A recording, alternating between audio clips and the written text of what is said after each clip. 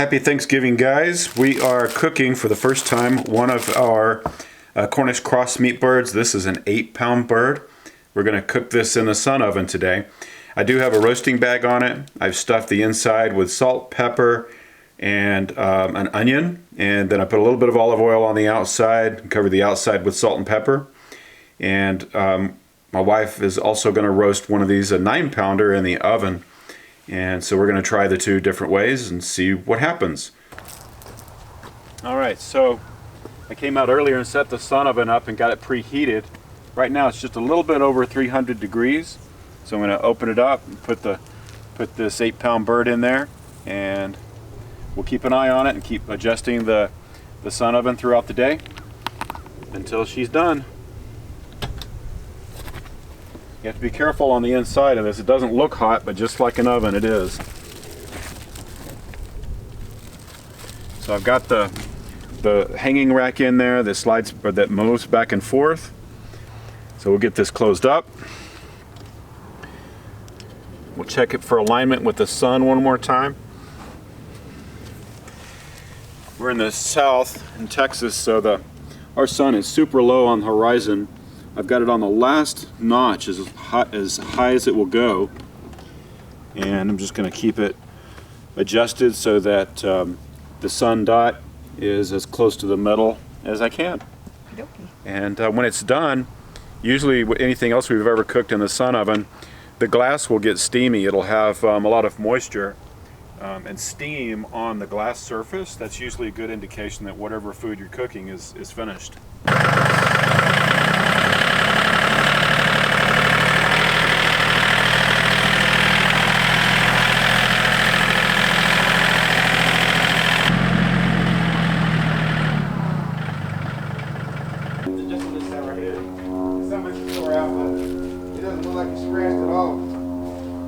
I'm sure it's probably fine. I'll take a picture of it and send it to them. Okay, if you got any problem with it, just.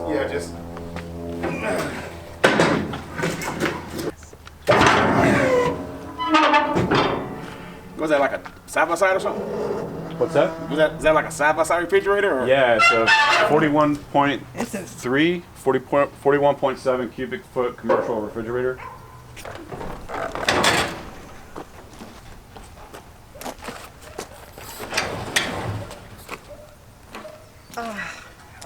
Cringe. Yeah, I know, the whole thing leans. It's like, oh my gosh. Can you get the tractor over there? Until it's done, yeah. I think there's little forks up there and hold it still. You need the table. Can't watch it.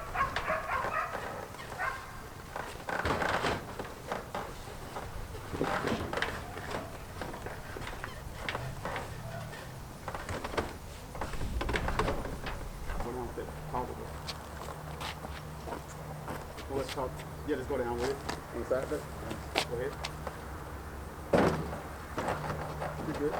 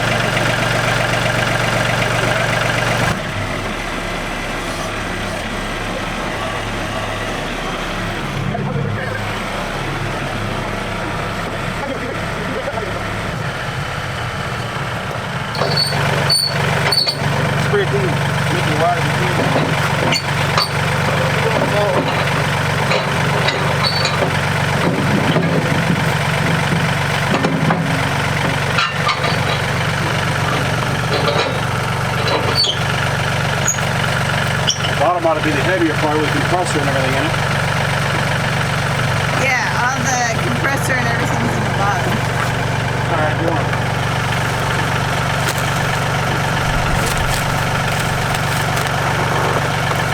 What if it was up higher a little bit? No. Little tune. Keep it going. Keep it up.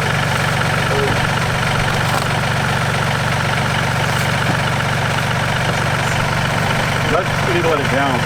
Alex, let the forks down more.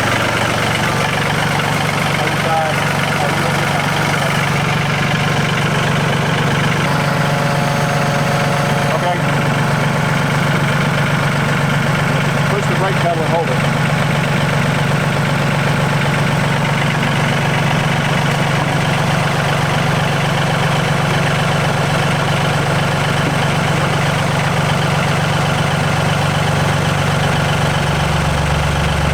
Should we put a little bit of a note on the receipt that the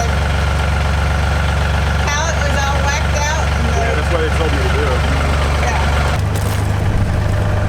How are you going to get it standing back up? I'm gonna take the pellet off of it first.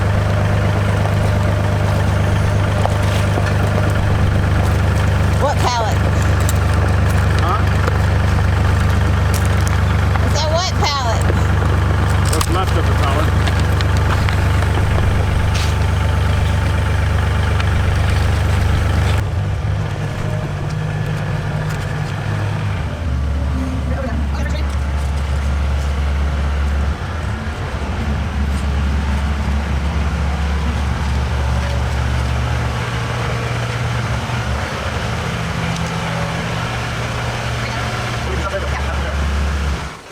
Well, I hate to lay a refrigerator down on its side, but there was no other way of getting it off that truck with the rickety equipment they had, and the fact that it's so top heavy.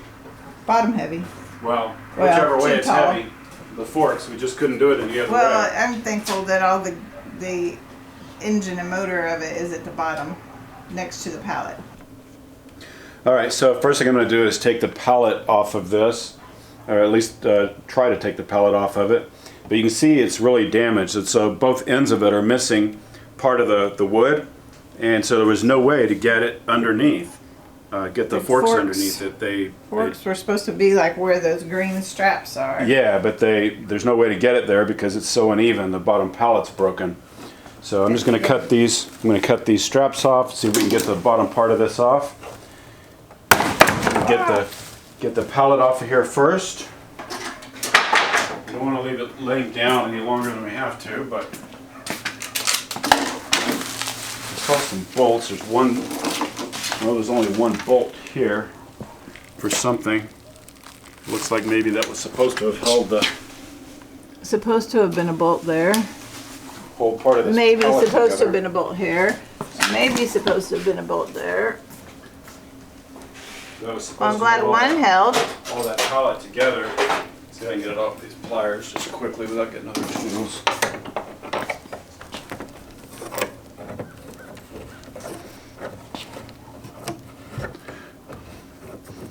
And the tractor, the Yanmar tractor, does a really good job. Problem is, I'm just using the pallet forks that clamp onto the bucket, so you lose a lot of the leverage that you would normally have with the other type if we were able to Only one. put a bucket on there. So that's the.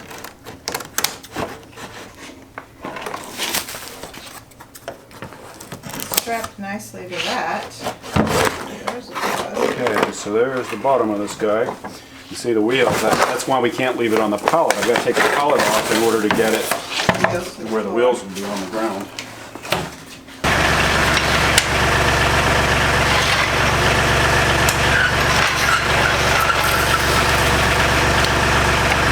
So what else I'm going to do, I'm going to grab a piece of that foam, put between there.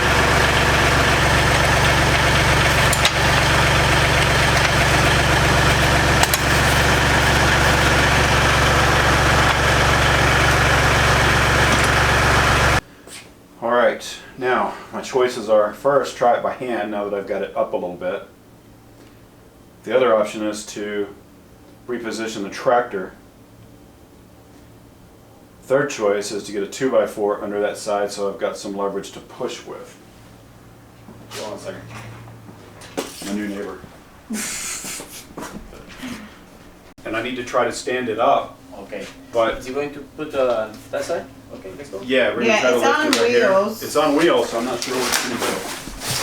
Whoa, careful. Watch. Watch life. Perfect. Yay. Yep, it's just more than I could lift by myself. Now I Ah, think okay. this might be the front. This is the front. We're gonna turn it around. So Yeah, we have to. and also call the packaging. Oh my goodness. Alright, so. Oh, we've got the wheels locked also. Oh yeah, the front. Whoa, other fridge. Alright, that's good. That's good. That way I can get all the packaging Okay. off. Thank you very much. Thank you. I appreciate your help. Okay, sir.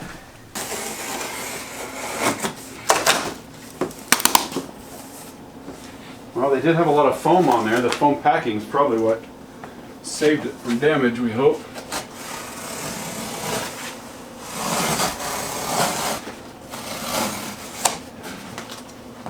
They pack it well, probably, because they know that the people in the cooking industry are in a hurry. Oh, no.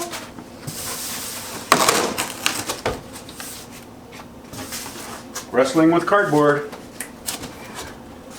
So we bought this commercial fridge from webstront.com. Webstrantstore.com. Webstront store.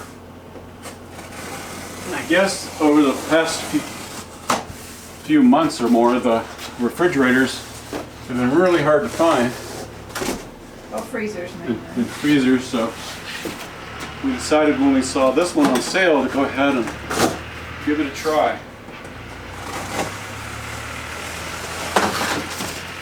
It wasn't any more expensive than one you would find at Home Depot, just a regular residential fridge.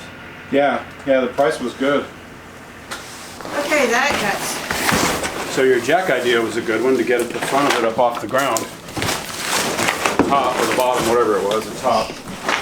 Then we were lucky to have a new neighbor across the road that happened to be driving by. So I flagged him down and we split it up.